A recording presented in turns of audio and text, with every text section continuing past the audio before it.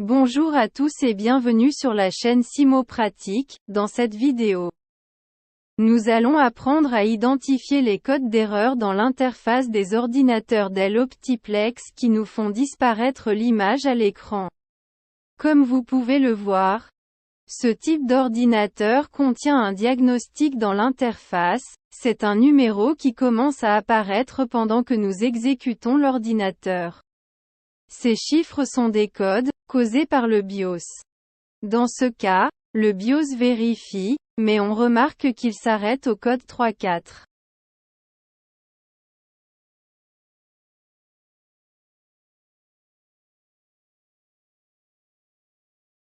Cela indique qu'il y a un défaut dans la pièce qui signifie ce code. Que ce soit la RAM, la carte graphique ou autre chose. Dans ce cas, il n'y a pas de données à l'écran. Avant de commencer toute procédure, nous devons différencier les types de problèmes de disparition d'image. Il est divisé en deux types.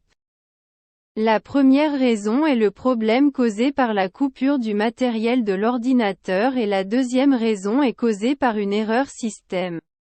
Pour cette raison, aucune action ne doit être entreprise avant de confirmer cette affaire.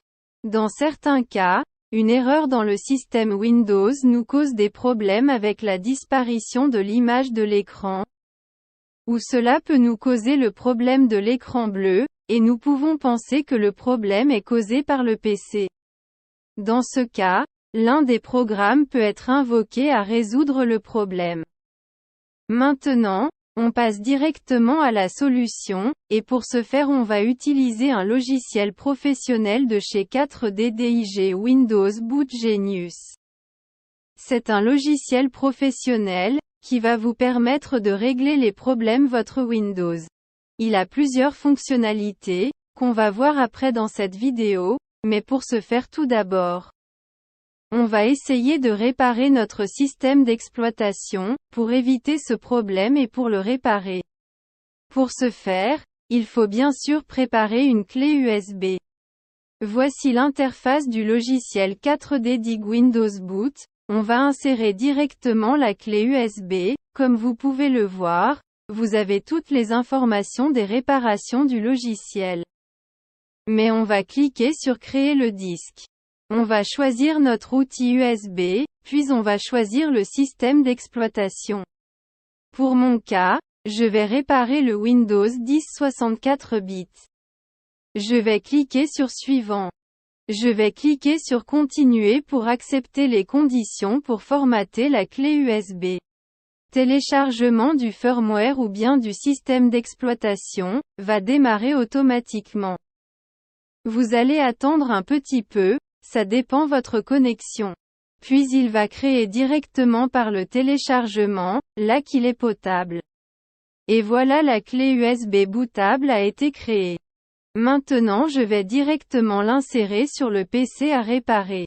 Je vais insérer la clé USB, puis je vais démarrer en mode UEFI. Tout dépend de votre PC.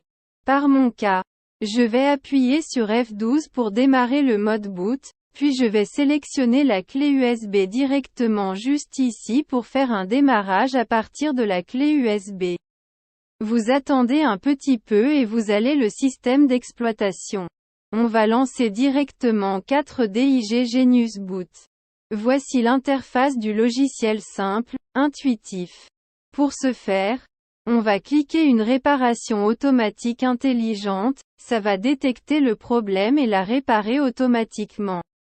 Vous aurez rien à faire. Je vais cliquer sur Réparation automatique. Je vais choisir la partition où il y a le système d'exploitation pour mon PC, le disque C et je vais cliquer sur Démarrer. L'opération peut prendre entre 20 à 30 minutes, soyez un petit peu patient.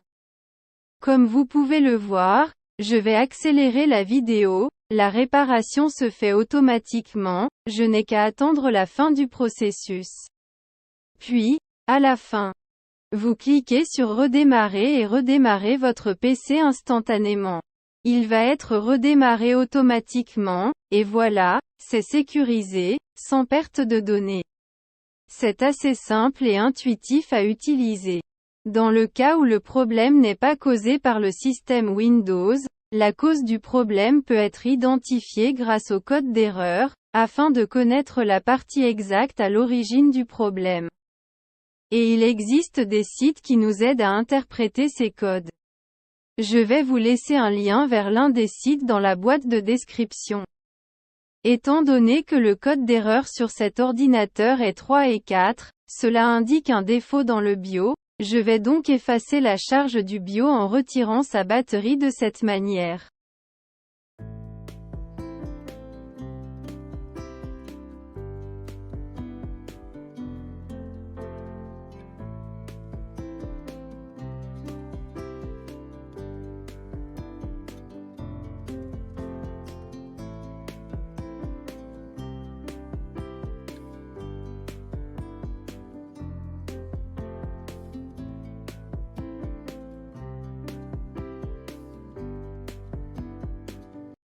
Ici, tout en faisant un test, je vais surveiller si le BIOS passera ce code 3.4. Maintenant, comme vous pouvez le voir, ce code a été contourné, ce qui signifie que le problème a été résolu, et ici.